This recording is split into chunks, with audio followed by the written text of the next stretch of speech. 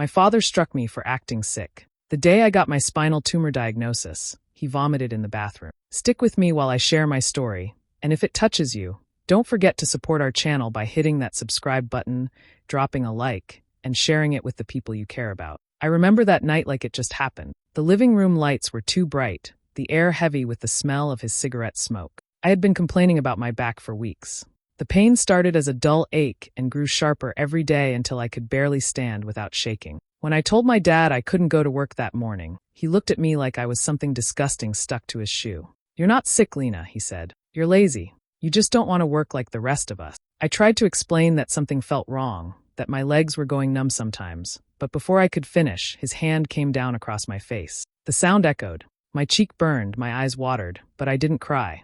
My mom stood by the sink, her hands frozen around a dish towel, pretending she didn't see. That hurt worse than the slap.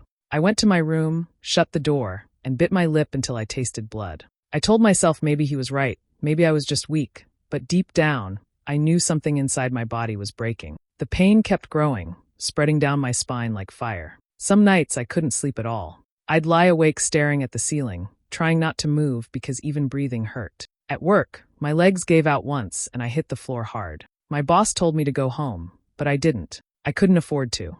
I kept pushing myself until one night I couldn't walk up the stairs to my own room. I crawled. That was the night I decided I didn't care what my father thought. I went to a free clinic the next day. The doctor frowned when I told him my symptoms. He sent me for an MRI right away. When the results came back, his face changed. He told me there was a tumor pressing on my spine, and if I had waited longer, I might never walk again. I sat there frozen, the words echoing in my head. Tumor.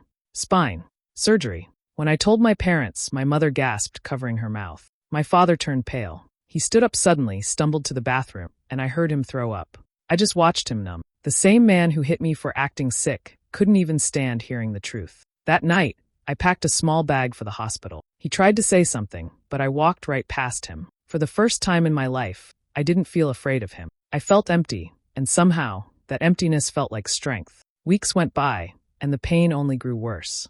It crawled up Lena's back like something alive, pressing deeper every night until she could barely get out of bed. Her legs shook when she tried to stand, and sometimes they just gave out from under her. She started walking slower, leaning against walls when no one was looking. Every morning felt heavier than the last, but she kept going because she didn't have a choice. Her father didn't notice, or maybe he just didn't care to. He'd watch her limp across the kitchen and say things like, "Stop dragging your feet. You're not dying, you're just spoiled." Each word landed like another bruise. Her mother stayed quiet, eyes always on the floor. Lena stopped trying to explain. The house felt colder when they were both home, the silence louder than any argument. At night, she bit her lip to stop herself from crying out. The pain didn't care about time. It stayed with her, twisting and stabbing until she couldn't tell where it started anymore. She'd wake up drenched in sweat, her sheets tangled around her legs that no longer felt like her own. Some mornings she'd stare at her reflection, pale and shaking, wondering if maybe her father was right.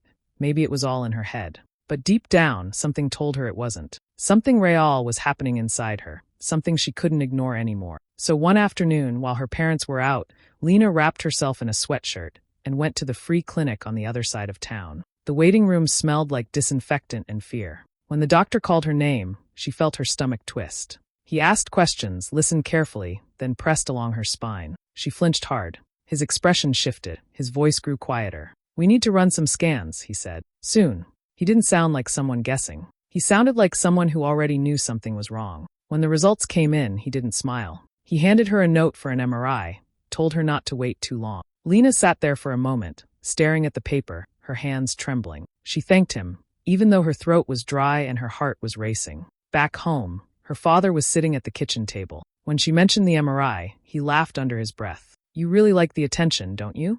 Doctors, tests, all that drama." His voice was calm but cruel, the kind of tone that left a mark. She wanted to yell, to tell him how much it hurt, but instead she just nodded. Later that night, she tried to stand and her knees buckled. She hit the floor hard, breath catching in her throat. The pain burned down her spine, blinding and deep. For the first time, she knew, whatever this was, it wasn't in her head.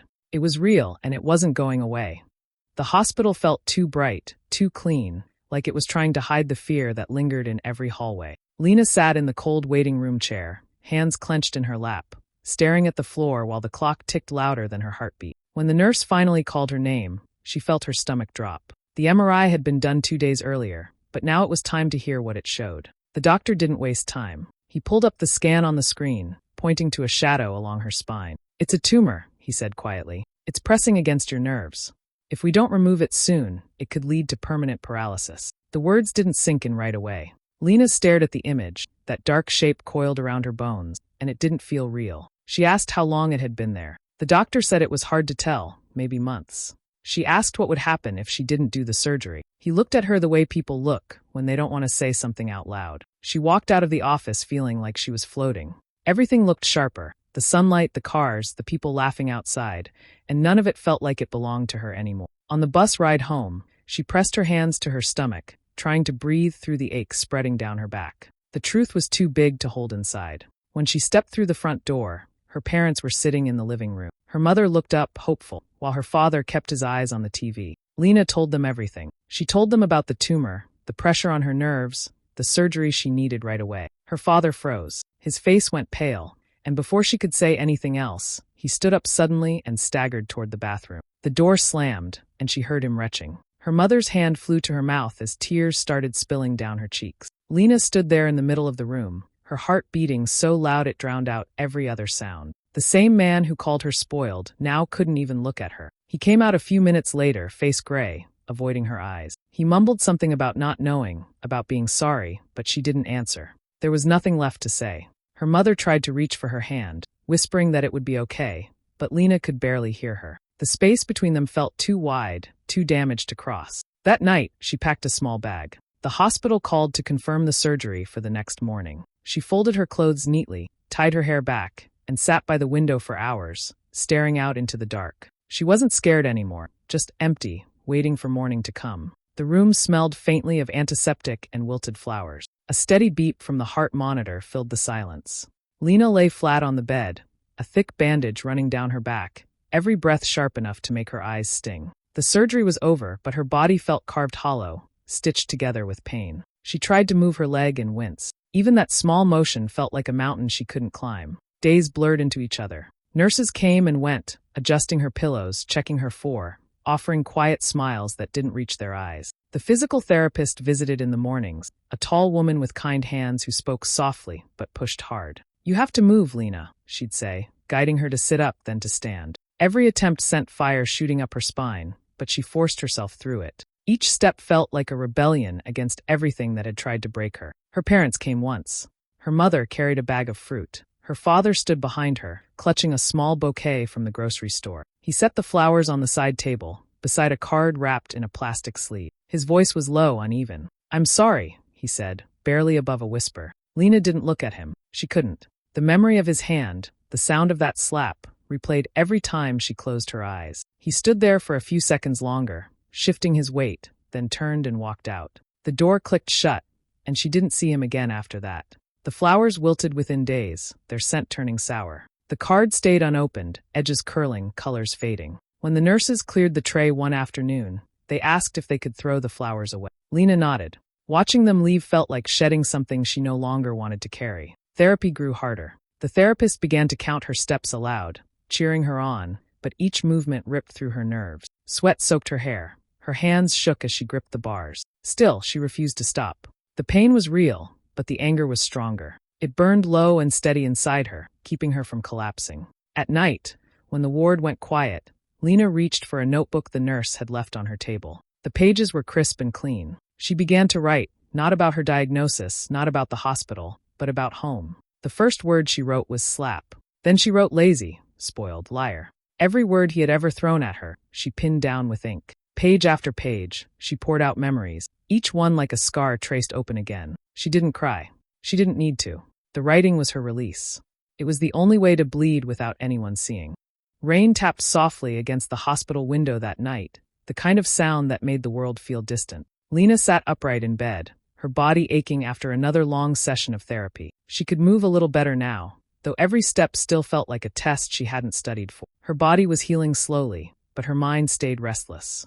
Sleep came in short bursts, chased away by thoughts she didn't want. Late that evening, she heard voices coming from the hallway. Her parents had come again, though they thought she was asleep. The thin walls carried every word. Her father's tone was sharp, impatient. I didn't believe her, okay? I thought she was exaggerating. How was I supposed to know it was that serious? Her mother's voice cracked, low and tight. You hit her, Grant. You called her a liar. You made her feel crazy. How do you come back from that? She's always been dramatic, he muttered. Even now, she looks at me like I'm some kind of monster. I can't fix it if she won't let me. Lena lay still, eyes open, staring into the dim ceiling light. Each word cut deeper than any wound on her back. Dramatic. That word again, the one they both used whenever they didn't want to face what she felt. Her mother's sigh followed, soft and weary. Maybe she's too hurt to forgive us, she said. Maybe she shouldn't. Footsteps shifted. A door creaked. Then silence. Lena blinked up at the ceiling until the light blurred. For a long time, she didn't move. The pain in her spine pulsed with her heartbeat, steady and sharp. They thought she couldn't hear them. They thought she was fragile, broken, trapped in a bed, too weak to care. But inside, something new began to stir, a quiet, fierce resolve that felt stronger than pain. She reached for her notebook on the bedside table, the same one she'd been filling with words she couldn't say out loud. She turned to a clean page and wrote just one sentence. I don't need them anymore. The ink bled slightly into the paper, dark and certain. She read it over and over until the letters stopped looking like words and started feeling like truth. That night, she made herself a silent vow. When she walked again, she would not walk back to them. No more waiting for their approval, no more apologies she didn't believe. She would rebuild her life from the ground up, on her own terms, in her own way. The machines beside her hummed softly, steady as a heartbeat. Lena closed her eyes and whispered to herself, barely audible, never again. The words settled into her chest like steel, solid and unbreakable. For the first time in months, she felt something that wasn't pain. It was determination. 2 years passed before Lena realized she could walk without counting each step. The limp was still there, a small reminder that her body had once betrayed her, but she carried it with quiet pride. The scars along her spine had faded into pale lines, but the ones deeper inside never healed the same. When the doctors said she was strong enough to live on her own again, she didn't hesitate. She packed her few things and left without looking back. She moved to a small apartment in a different city, one where no one knew her name or her story. The air smelled different there, freer somehow. Mornings were quiet. She liked it that way. She found work at a clinic, helping people recover from injury. Watching others take their first painful steps reminded her of how far she'd come. The ache in her back never left completely, but it no longer controlled her. Her father started sending letters soon after she moved. Plain white envelopes with his neat handwriting. The first one said he was proud of her. The second asked her to call. The third said he understood if she never did. She read none of them. Each envelope went straight into the drawer by her desk, unopened. Her mother called on holidays. She talked about the weather, about the neighbors, about recipes Lena used to like. Between the small talk came the quiet guilt. He's changed, you know. He talks about you all the time. Lena listened but gave short answers. Her mother spoke as if the past were just a misunderstanding, as if pain could be erased with polite words. Months turned into years. The distance became its own kind of comfort. Silence felt safer than forgiveness. Lena built her days around work, coffee shops, and long walks through the park after dark. She stopped flinching when someone raised their voice. She learned to sleep without nightmare. Life wasn't easy, but it was hers, finally hers. Then one evening, the phone rang. The number flashing on the screen made her chest tighten. She almost didn't answer, but her thumb moved before her mind could stop it. Her mother's voice came through, trembling. Lena, she said.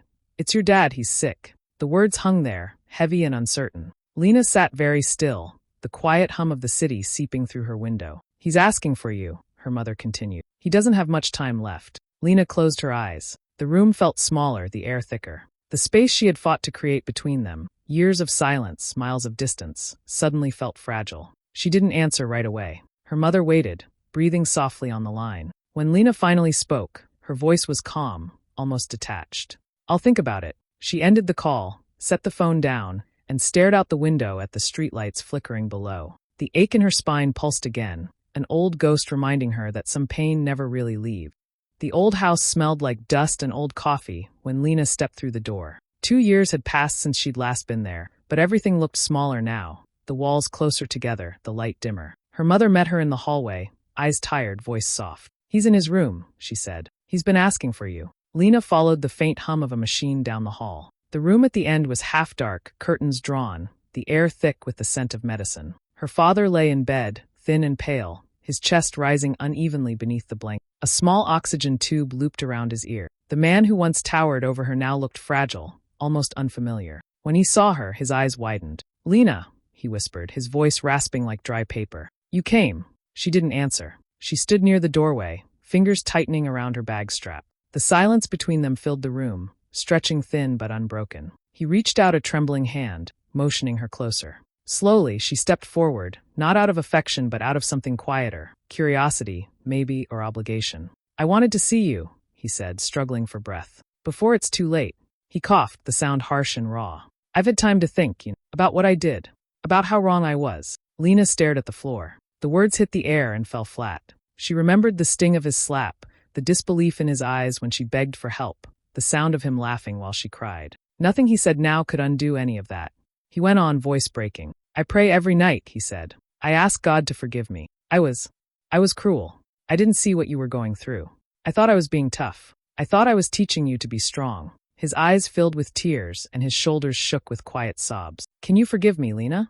She watched him cry, and something inside her twisted, but not the way he wanted. She felt no anger, no comfort, just a cold emptiness spreading through her chest. He wanted peace, but peace felt like a language she no longer understood. Her mother hovered in the doorway, wiping at her eyes, whispering, "He's been waiting for this." Lena nodded without speaking. She stepped closer to the bed and looked at him one last time. "I don't hate you," she said finally, "but I can't forget." His lips trembled, as if he wanted to say more, but she turned away before he could. The house seemed even smaller as she walked back down the hallway, every step echoing softly behind her. Lena stood near the foot of the bed, her hands resting loosely at her sides. The room was silent except for the steady wheeze of the oxygen machine. Her father's eyes followed her every movement, searching for something in her face that wasn't there. She could feel his hope, fragile and desperate, clinging to the air between them. She took a slow breath and finally spoke, her voice calm but sharp. "You want me to forgive you," she said, "but you don't even understand what you took from me." He blinked, confused, mouth parting as if to interrupt, but she didn't stop. The words came out steady, stripped of emotion. "You didn't just doubt me. You made me doubt myself. You turned pain into guilt. Every time I cried, you called it weakness. Every time I begged you to listen, you looked away." He tried to shift, to sit up, but his body wouldn't obey. His breath rattled in his throat. Lena took a step closer, her shadow falling across the bed. "You remember those nights I said I couldn't sleep because my back hurt?" she asked quietly. "You remember turning the TV louder so you wouldn't have to hear me?" Her mother's soft sob came from the hallway, but Lena didn't turn her head. "You taught me to stay silent," she said, "to hide pain, to pretend everything was fine so you could feel comfortable in your own house." He lifted a trembling hand, reaching toward her. "Lena, please." The words broke apart on his tongue. She kept her gaze fixed on him. "Do you know what that did to me? I couldn't trust anyone. Not doctors, not friends, not myself. I lived in fear of being called a liar again. You didn't just hurt me once. You made me live inside that hurt every day after." His breathing quickened, his face twisting with strain. He tried to speak again, but the sound came out as a rough gasp. For a brief moment, she felt a flicker of pity, seeing him so small, so frail, so far from the man who had once terrified her. Then memory hit, the slap, the sting, the words that burned deeper than any wound. "You're not sick." The pity vanished. She stepped back, arms crossed tightly over her chest. "You wanted me to say it's okay," she said softly, "but it's not. It never will be." He shook his head weakly, eyes glassy, lips moving without sound. The air felt heavy, thick with things that could never be undone. Lena turned toward the doorway. Her mother stood there, trembling, eyes wet with confusion and grief. Without another word, Lena walked past her. Behind her, the machine kept humming, steady and cold. The air outside felt colder than she remembered. Lena walked down the cracked driveway, her footsteps slow but steady. The house behind her stayed silent, the curtains still drawn. She didn't turn around. There was nothing left there that belonged to her. Not her anger, not her grief, not even her past. She reached her car, started the engine, and drove away without once looking in the rearview mirror. The road stretched empty for miles, lined with bare trees bending in the wind. She didn't play music, didn't think about where she was going. She just drove until the familiar ache in her chest softened into something quieter. By the time she reached her apartment, night had already fallen. The city lights glowed through the window as she kicked off her shoes and sat on the edge of her bed, exhausted but strangely calm. Days passed. Work, silence, coffee, sleep. Her life returned to its rhythm. Then one morning, her phone rang. The sound echoed through the small apartment, too sharp in the quiet. She knew before she answered. Her mother's voice trembled on the other end. "Lena," she whispered, "your father's gone. He passed in his sleep last night."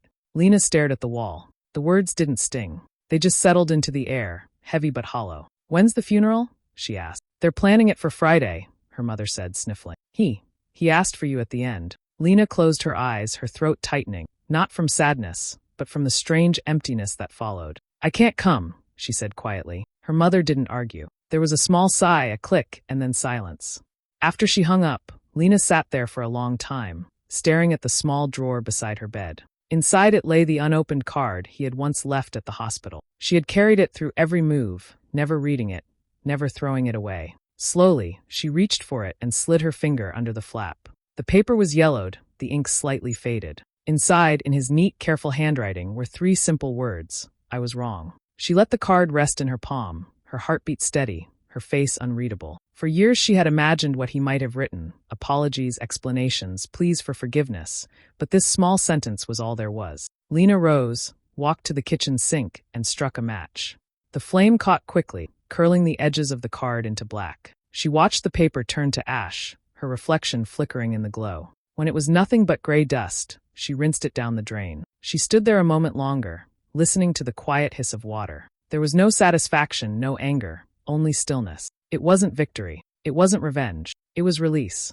Years rolled by, and life slowly built itself around Lena like a new skin. The scars on her back had softened to pale threads, barely visible beneath her clothes, but the strength they represented ran deep. She had finished her training and found her place in a small rehabilitation center on the edge of the city. The building smelled faintly of antiseptic and lavender hand soap, and the halls echoed with quiet determination. Footsteps dragging, canes tapping, voices whispering "I can't" before learning how to say "I can." Most mornings began the same. She tied her hair back, slipped on her name badge, and met her patients in the therapy room. Some were children learning balance again after accidents.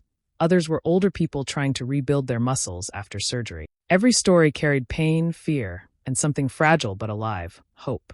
Lena never said much about herself, but when they faltered, when they doubted, she'd tell them gently, "You're stronger than you think." It wasn't just encouragement, it was truth. She knew what it meant to fight through pain no one believed. Every time someone looked at her with tearful gratitude and whispered, "Thank you for believing me," she felt something quiet stir inside, a satisfaction her father's apology could never give. It wasn't pride. It was peace, steady and honest. Sometimes, between appointments, she'd catch her reflection in the glass doors. The woman staring back didn't look like the girl who once begged to be heard. Her eyes held a calm resilience, not hardness. She no longer carried anger. It had burned out long ago, leaving behind something cleaner. One evening, after the last patient left, she sat alone in the therapy room. The light from the window stretched across the floor, catching the parallel bars where people took their first shaky steps toward recovery. She rested her hands on the cool metal, remembering how those same bars had once steadied her. Her thoughts drifted to her father, not with rage, not even sorrow, but understanding. He had to live and die with what he'd done. That was his burden, not hers. She had already served her time in pain. Living well was the only answer she'd ever needed. Before leaving, she locked up the room, her steps confident and even. Outside, the sun was sinking behind the buildings, painting the sky in shades of soft gold. She breathed in the cool air and smiled faintly to herself. Her revenge was never about watching him suffer. It was walking without fear, helping others stand when no one believed they could. It was her own heartbeat steady in her chest, proof that she had survived and kept going. Lena didn't forgive him. She didn't have to. The life she built was enough. And that, quietly, was her victory. Hey besties, thanks for staying till the end of this emotional story. Imagine being called a liar for being sick, only for the truth to hit too late. Pain cuts deep, but healing on your own terms, that's real power. Lena's revenge wasn't anger, it was living free. If this story moved you, don't forget to like, share, comment, and subscribe for more real-life stories. See you next time, besties.